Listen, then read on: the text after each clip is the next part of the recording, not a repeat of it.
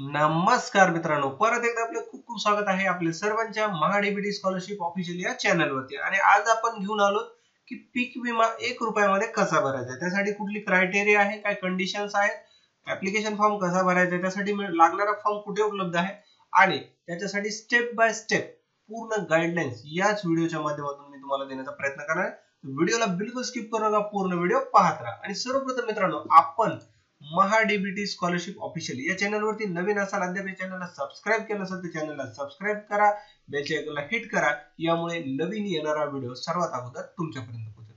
तर विदाऊट वेळ वाया घालवता चालू करूयात आजचा आपला टॉपिक। तर आपल्याला प्रधानमंत्री फसल बीमा योजना या वेबसाईट वरती यायचे। इथे आल्याच्या नंतर ऍप्लिकेशन फॉर्म याला क्लिक करायचे। याला क्लिक केल्याच्या नंतर विद्यार्थी मित्रांनो, तुम्ही या पेजला रिडायरेक्ट होता।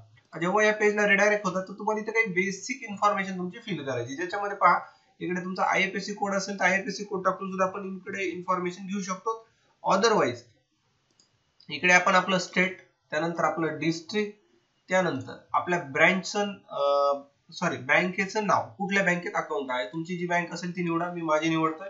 त्यानंतर तुमचं आयएफएससी कोड किंवा ब्रँचचं नेम इकडे मेन्शन केलं असतं ते तुम्ही निवडू शकता यापैकी। आणि ते निवडल्याच्या नंतर एक अकाउंट नंबर तुम्हाला तुमचा टाइप करायचा आहे। तर आपण आपला अकाउंट नंबर टाइप करूयात आणि तो टाइप झाल्याच्या नंतर परत एकदा एंटर करायचा आहे आणि चेक बँक डिटेल्स आणि कंटिन्यू या बटनाला क्लिक करायचं। याला जेव्हा क्लिक करतो विद्यार्थी मित्रांनो, तर याला क्लिक केल्याच्या नंतर तुम्ही याच्या अगोदर जर फॉर्म भरलेला असेल तर ती बेसिक डिटेल फेच होईल तुमची, अदरवाइज तुम्हाला ती डिटेल मॅन्युअली फिल करावी लागेल। चला याला क्लिक करूयात आपण। याला क्लिक केल्याच्या नंतर पहा तुमच्या समोर असा इंटरफेस ओपन होईल। याच्यामध्ये तुमची बँकेची डिटेल इकडे आलेली आहे, तुमचं नाव इथं पासबुक वरती जे आहे ते टाइप करायचं तुम्हाला। त्यानंतर तुमचं आधारवरचं नाव, जर तुम्ही मागच्या वर्षी फॉर्म भरला असेल बाय डिफॉल्ट येईल, मागच्या वर्षी भरला त्याच्यामुळे बाय डिफॉल्ट आलं। जर नाही आलं तर तुम्हाला टाइप करायचं बँकेच्या पासबुक वरचं नाव, आधारवरचं नाव आणि आधारचा नंबर। याला व्हेरीफाय करून घ्या। याला व्हेरीफाय केल्याच्या नंतर तुमचं relation son of, daughter of, wife of, care of जे असेल ते तुम्ही निवडू शकता।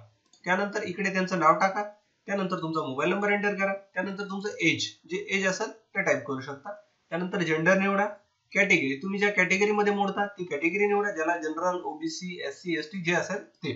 त्यानंतर शेती जर तुम्ही एक करार पद्धतीने करत असाल तर टेनेंट निवडा, जर तुम्ही स्वतः मालक असाल ओनर निवडा, किंवा तुम्ही शेअर क्रॉपर म्हणजे अर्ध बेनिफिट त्यांना अर्ध तुम्हाला असेल तर शेअर क्रॉपर सुद्धा निवडू शकता। लक्षात ठेवा, टेनेंट साठी तुम्हाला एक एग्रीमेंट बनवून द्यावं लागेल कोर्टामधनं। त्यानंतर आहे फार्मर टाइप, ज्याच्यामध्ये शेती तुमची जर छोटी असेल तर स्मॉल निवडा, त्याच्यापेक्षा मोठी असेल तर मार्जिनल निवडा, त्याच्यापेक्षा खूपच मोठी असेल तर अदर पण निवडू शकता।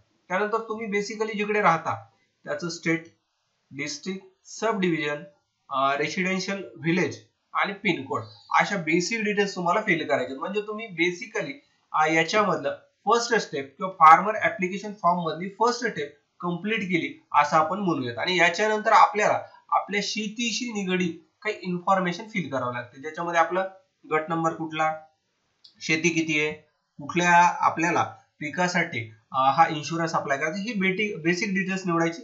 तर ही बेसिक डिटेल्स निवडण्यापूर्वी एक मिनिट, ओके, त्या बटनाला क्लिक करून आपण पुढे आलो। इकडे आता आपल्याला आपल्या शेतीशी निगडीत इन्फॉर्मेशन फिल करायची। त्याच्यामध्ये क्रॉप डिटेल्स पहिला कॉलम आहे आणि या क्रॉप डिटेल्स मध्ये आपल्याला आपला डिस्ट्रिक्ट, तालुका, रेव्हेन्यू मंडळ म्हणजे महसूल मंडळ जे असेल ते निवडायचे, ग्रामपंचायत आणि गावाचं नाव। मी माझी एवढी बेसिक डिटेल इथं फिल केली।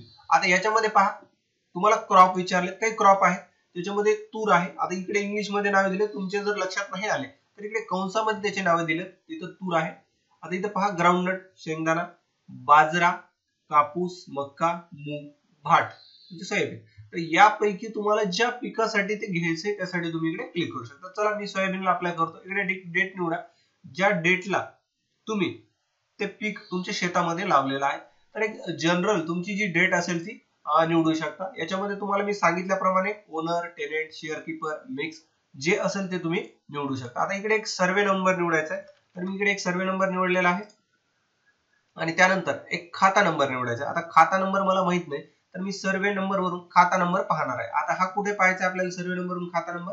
आपल्या भूलेख या साइट वरती पाहायचं। चला भूलेख या साइट वरती जाऊयात, किंवा जर तुम्ही 712 डायरेक्ट डाउनलोड केलेली असेल तर डायरेक्टली तुम्ही 712 वरती सुद्धा पाहू शकता। एक मिनिट, या साइडला काहीतरी प्रॉब्लेम आला, मी इकडे 1 मिनिटासाठी व्हिडिओ पॉज करतो। ओके, तर मी माझा 7/12 पाहिलेला आहे. त्या 7/12 वरती माझा सर्वे नंबर 206 आणि खाता नंबर 210.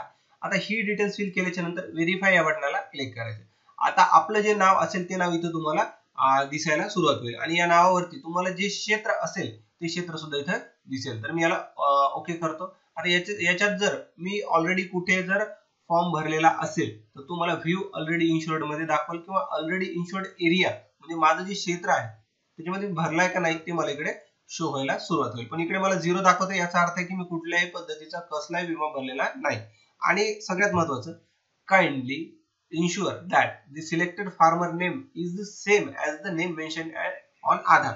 म्हणजे सगळ्यात महत्वाचं पहा की याच्या अगोदरच्या पीक विम्याच्या फॉर्म मध्ये काय होत होतं की आपल्या नावामध्ये थोडं 19-20 असेल तर चालत होतं. जसं की एखाद्याचं नाव काशीनाथ आहे आणि त्याच्या वडिलांचं नाव त्याचं नाव काशीनाथ आहे, काही कागदावर काशीनाथ राव झालेलं, तर हे चालत होतं. पण आता इथून पुढे तसं चालणार नाही. त्यांना इथं सांगितलंय की जसं फार्मरचं नाव आहे तसं आधारवर सेम असणं गरजेचं आहे. ते गरजेचं आहे. त्याच्यामुळे तुमचं नाव वगैरे सगळं क्लिअर आहे का पहा, नाहीतर मग काय होतं विमा येण्यासाठी अडचणी येतात. मग ते क्लिअर आहे. त्यानंतर मी सबमिट या बटनाला क्लिक करतो. आता इकडे जे माझे अवेलेबल क्षेत्र आहे ते मला इथं दाखवलेलं आहे. आता इन्शुर्ड एरिया, आता माझं जेवढं क्षेत्र आहे ते दाखवले, त्याच्यामध्ये सम इन्शुर्ड एवढी इन्शुर्ड होती. त्याच्यात प्रीमियम रेट 20% आणि फार्मर शेअर आता तो किती आहे 113.4. तर इकडं मी जर माझं जे क्षेत्र आहे तो क्षेत्र इथं एंटर करतो किंवा इथं आल्या पद्धतीने निवडलं, मला किती पैसे भरायचे ते सांगितले आणि प्रीमियम कितीचा होतो ते पण सांगितले आणि मला येणारे पैसे किती तर 5400 ही रक्कम सुद्धा इथे दाखवली. आता मी ऍड क्रॉप और सर्वे नंबर फॉर इन्शुरन्सला क्लिक करतो. आता इथं पहा मी एक पीक घेतलं, तुमचं एकापेक्षा जास्त मल्टिपल पीक असतील तर तुम्ही दुसरा पीक निवडू शकता. तारीख, सर्वे नंबर, खाता नंबर, इन्शुर्ड एरिया हे क्लिक करून ऍड या बटनाला क्लिक करायचं. जसं आपण पहिल्या वेळेस केले सेम ती प्रोसेस आपल्याला करायची आहे. आणि त्यानंतर काही बेसिक डॉक्युमेंट आपल्याला अपलोड करायचे, ज्याच्यामध्ये पासबुक आहे. मी इकडे पासबुक या सेक्शनला क्लिक करतो आणि माझे डॉक्युमेंट इकडे मी अपलोड करतो. इथे अपलोड केल्याच्या नंतर इथं अपलोड हे बटन आहे, याला क्लिक करा. त्यानंतर अपलोड लँड रेकॉर्ड, शेतीचं जे डिटेल्स आहेत त्याला अपलोड करायची आणि त्याच्यानंतर पुढे जाऊन आपण एक सोईंग सर्टिफिकेट आहे त्याला पण अपलोड करून घ्यायचंय. एवढं डिटेल्स अपलोड झाल्याच्या नंतर आपल्याला प्रिव्ह्यू नावाचं एक बटन आहे. प्रिव्ह्यू म्हणजे तुम्ही काय माहिती भरली ते आपल्याला दिसणार आहे. आता हे सिक्युरिटी पर्पज साठी मी थोडंसं 1 मिनिटासाठी व्हिडिओ पॉज करतो, म्हणजे काही इन्फॉर्मेशन मी हाईड करतो. आपण ही डिटेल्स माझी काही सिक्युरिटी पर्पज साठी हाईड केलेली आहे. आपण आपलं नाव, गाव, बँके पासबुकवरचं नाव आणि आपल्या स्टेटचं नाव, तसंच आपण भरलेल्या पिकाचं नाव, या सगळ्या गोष्टी इथे दिसतात. आता आपल्याला सबमिट या बटनाला क्लिक करायचं. जेव्हा आपण सबमिट या बटनाला क्लिक करतो तेव्हा आपल्या भरलेल्या फॉर्म मध्ये पुन्हा कुठलेही चेंजेस केले जात नाहीत आणि हे केल्याच्या नंतर आपल्याला पेमेंट करायचं असतं. आणि पेमेंट जेव्हा आपण बेसिकली करतो, आता मी काय करतो 1 मिनिटासाठी होल्ड करा. इकडे काय करूयात आपण होम लाईव्ह. आता आपण पेमेंट केलं असं इमॅजिन करा आणि नंतर आपला फॉर्म हा अनपेड मध्ये येईल. त्यानंतर आपल्याला पेमेंट करायचंय, इकडे ऍक्शन मध्ये क्लिक करून पेमेंट करायचे किंवा तिथं डायरेक्टली पेमेंट नावाचं एक ऑप्शन आहे, त्याला पेमेंटला क्लिक करा. आणि जेव्हा तुमचा फॉर्म सबमिट होतो विद्यार्थी मित्रांनो, तेव्हा पेड ऍप्लिकेशन मध्ये तुमचा फॉर्म यायला सुरुवात होते. आणि पेड मध्ये गेल्याच्या नंतर याची पुढची स्टेप असते की ऍप्लिकेशन अप्रूव्ह होणे. तर हे अप्रूव्ड ऍप्लिकेशन मध्ये जातो आणि याच्यानंतर तुमचा विमा यायला सुरुवात होतो.